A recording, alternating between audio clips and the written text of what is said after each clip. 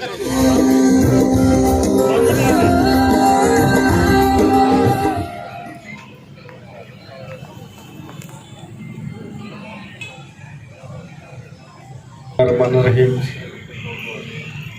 मैं मुअज़्ज़िज़ीन शहर का, अंजुमन ताजरान का और अपने सहाफ़ी बरादरी का बहुत शुक्रगुज़ार हूँ कि वो आज शुहदा की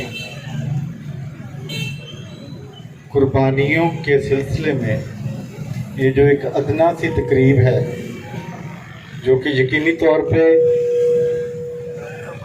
उनकी कुर्बानियों का बदल नहीं हो सकती, लेकिन हमारी तरफ से एक अदना सा खराज तहसीन है कि हम उन शहीदों को, उनकी कुर्बानी को,